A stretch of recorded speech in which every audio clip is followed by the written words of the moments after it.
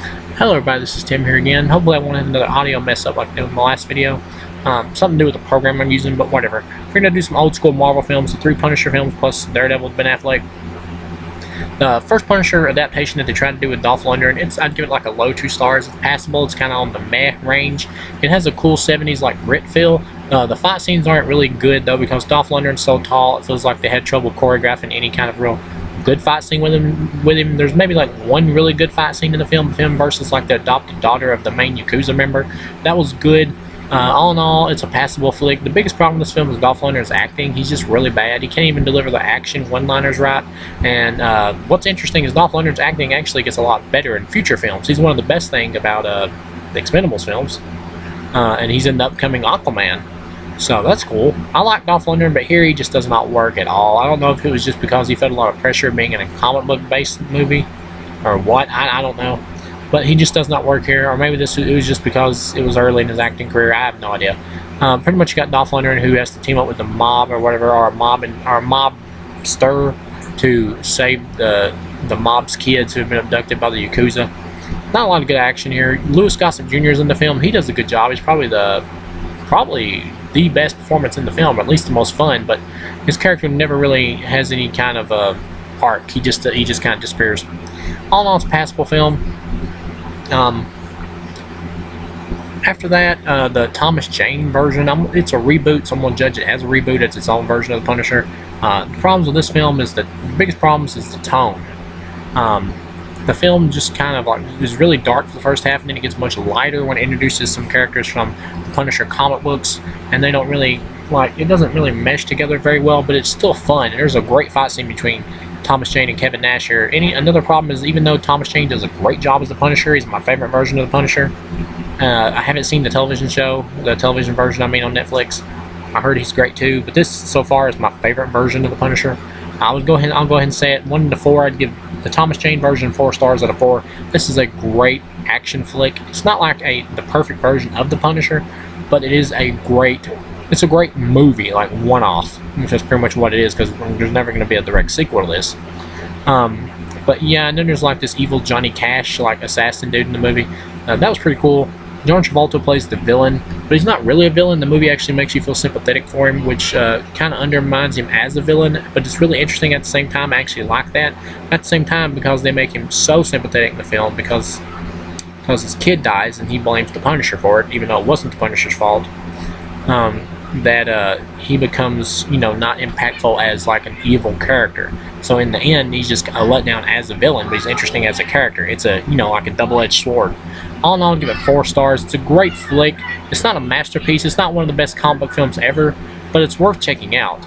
It's a really enjoyable time. And you get Roy Schneider from Jaws here as the Punisher's dad, so that alone is worth a viewing. Punisher Warzone, I'd give 2.5 out of 4. I used to hate this flick. Watching it now, once again, it's a reboot. It's its own version of the Punisher. This is an alright, dumb B-movie. It's really stupid. This has, the guy who plays the Punisher here, Ray Stevenson, is very one-note. He doesn't really work, but he has the best look for the Punisher. This is what I would imagine the comic book version to look like live action, really. But he's so one-note. He hardly even speaks for most of the film. And there's just plot developments like Punisher accidentally killing an innocent person that are just kind of thrown away and never really dealt with. And other things, this film is incredibly over the top. The violence is completely cartoonish. This film is led by the villains. Jigsaw and Looney Bin Jim are the villains, and just with those names, you can tell this is going to be really cartoony. Jigsaw is actually from the comics, but I don't think Looney Bin Jim is. But anyway, they're extremely over the top. This movie pretty much takes the same priority like Batman Forever did, where it makes the villains the star.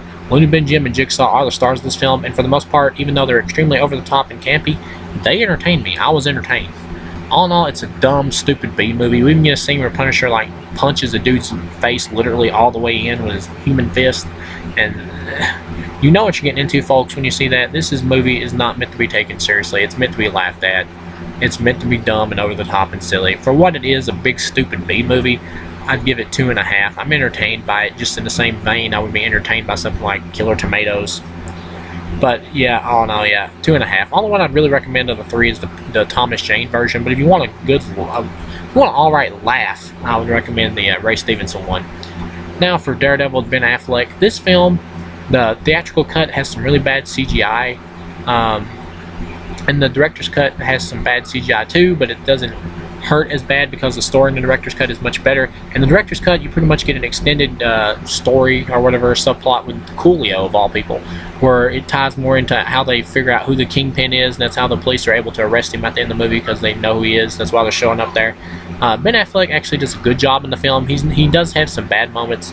I don't buy him as a lawyer, but as Daredevil, I actually thought he was good. And Daredevil's pretty much still a B-list character, maybe even C-list. Even with the Netflix show, which is actually a really good show.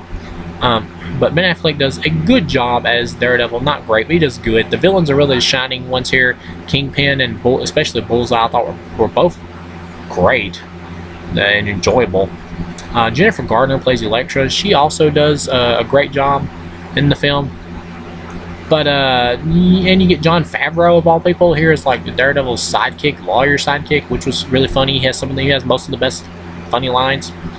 All in all, the director's cut is a good, solid movie. It has some of the same mistakes as the theatrical cut, but because the film is so much richer in story, it gets you much more attached to the characters. So by the time you get to the problems, they're not as impactful. So feel the same way I do about this is more or less about the Batman vs Superman Ultimate Cut, which pretty much well, I will say the Batman vs Superman Ultimate Cut fixed more of the problems in that movie than I think this Daredevil director's cut does.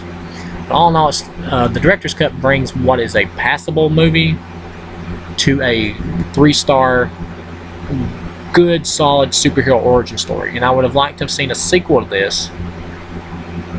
I actually would have liked to have seen a sequel to Daredevil. I would have been cool with it. But yeah, all in all, it's a good, solid flick, and I'd recommend buying the director's cut, not the theatrical cut, only the director's cut.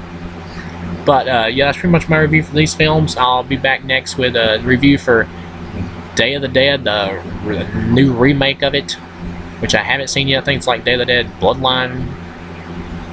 But I've had really no interest in seeing it. I heard nothing but terrible things. I'm going to give it a shot. So I'll see you guys again with that review. Also, get the soundtrack to Daredevil, because it's got some badass songs. A lot of new metal. But I'll see you guys again in the next video.